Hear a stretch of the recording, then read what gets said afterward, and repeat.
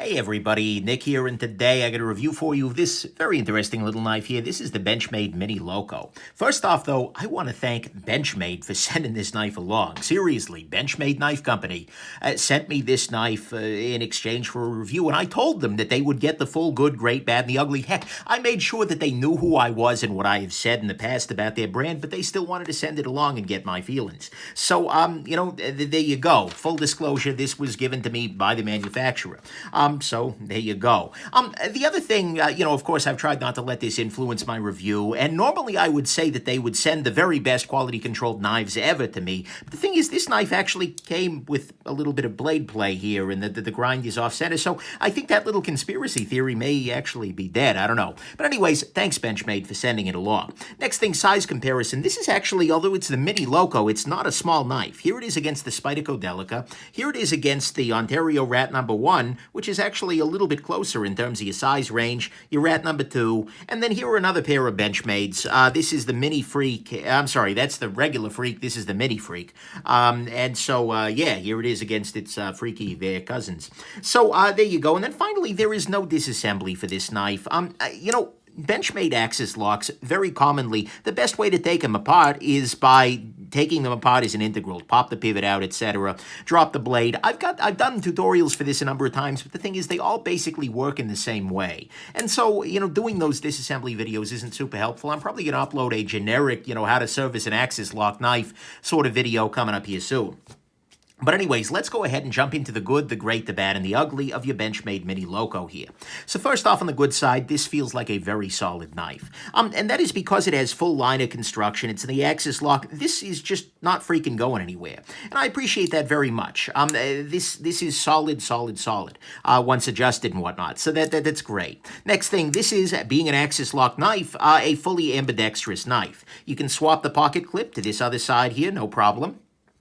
And that's good. But this means that this is just as friendly to the lefties as to the righties, and I appreciate that very much. Next thing, the G10 is actually nicely contoured here. This is not just G10 where you've got, a freaking, a flat slab. No, they've done a little bit to it that makes it visually a little bit more interesting, as well as adds a little bit of contouring in the hand, which I appreciate very much. Next thing, once I tweaked the pivot a little bit, because like I said, it came out of the box just too loose. Once I tightened that pivot up and Loctited it in place, it actually does have a very, very nice action. It's very smooth. It absolutely falls shut on the pivot. This is what I wanted an axis lock action to be.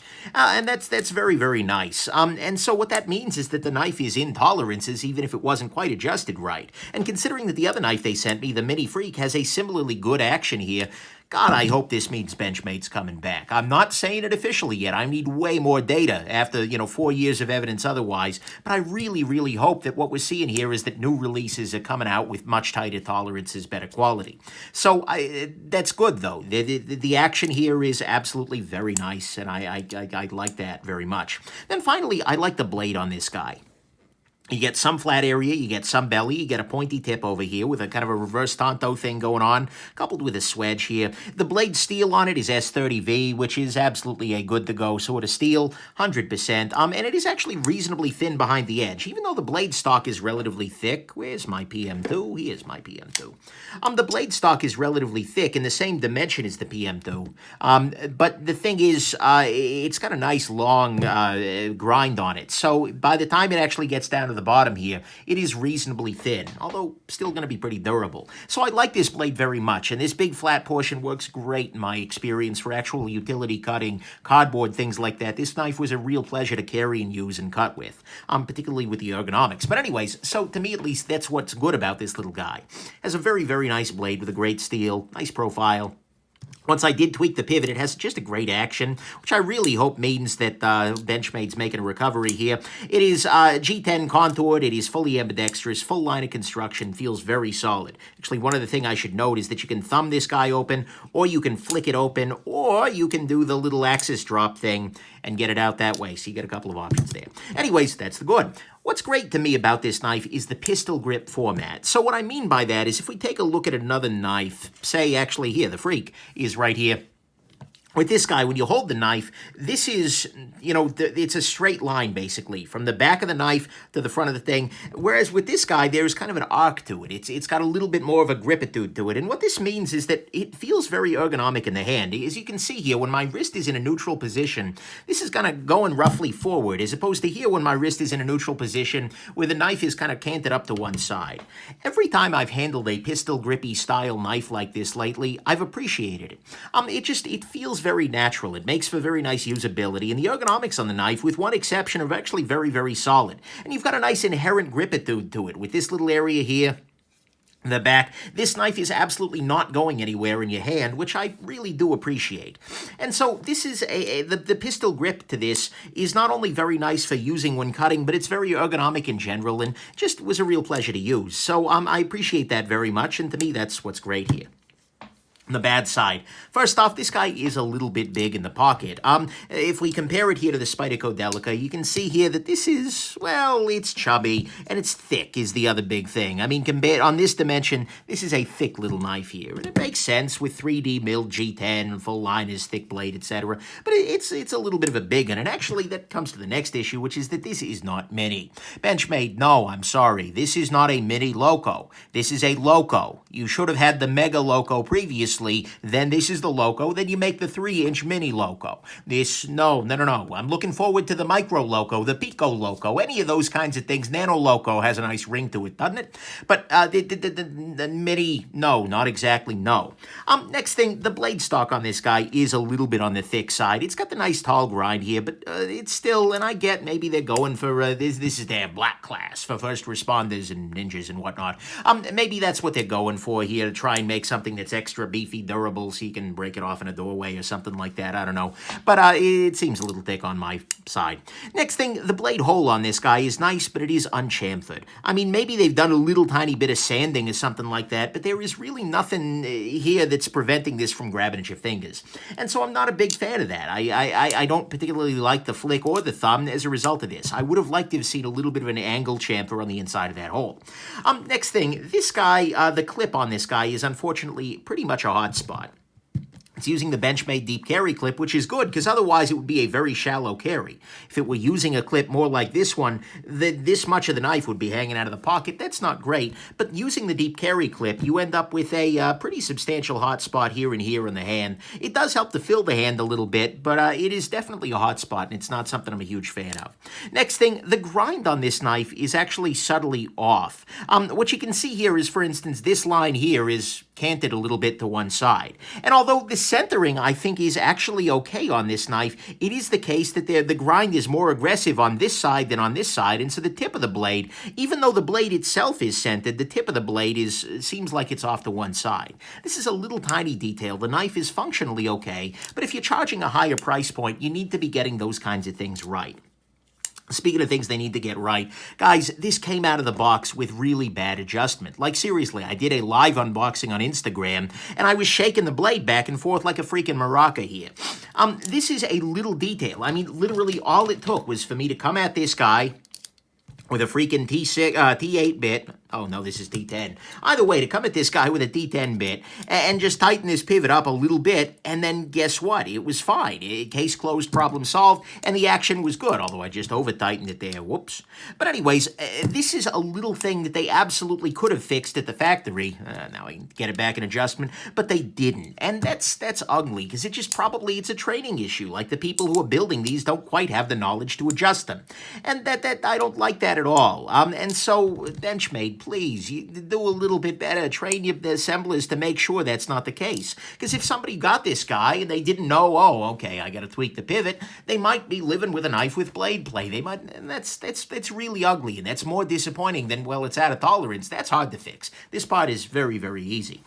Then finally, on this guy, the bad side, the price on this guy is high. Absolutely. I made a point with this guy, as well as with the Mini Freak, actually, of not looking at the price until the review was already written.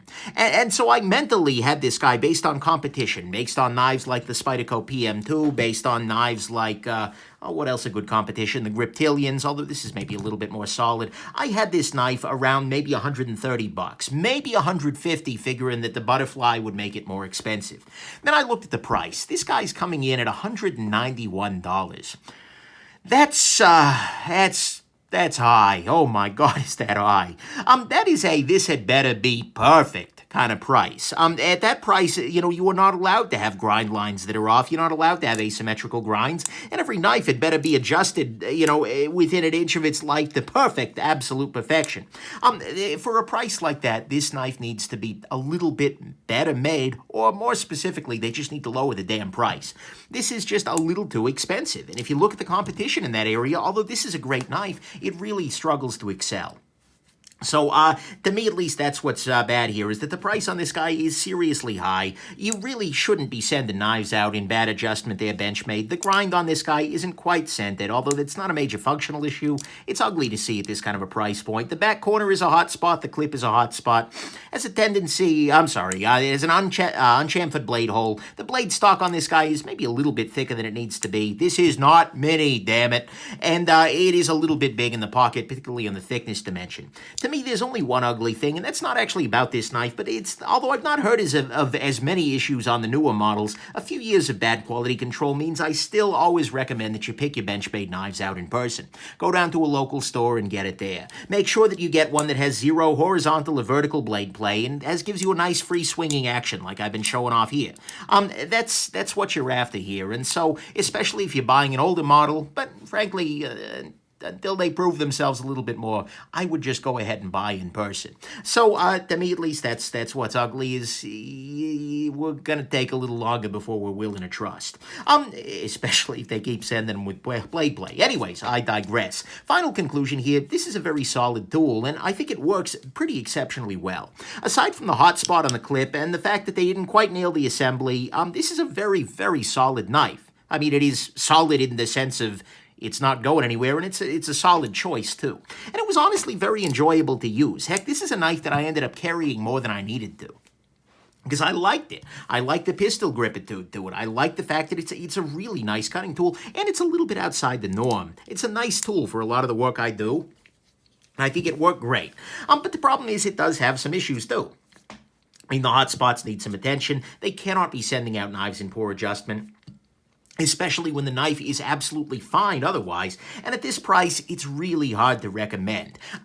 When I was thinking this guy would come in around 130 or something like that, I was thinking gem. I really was. I thought, you know what? Okay, they maybe have some issues with this particular one, but this could absolutely 100% be a gem.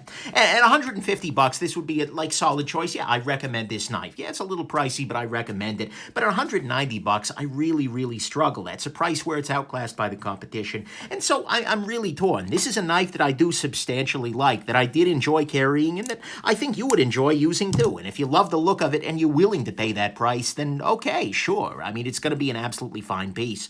But for that price point, it's just not in a class where I can just say, yeah, you should get this, 100%. So there you go.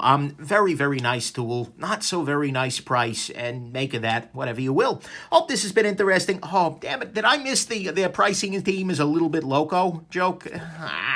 All right, well, I just made it there. Hope this has been interesting to you. Have yourselves just an absolutely wonderful rest of your day. Bye now.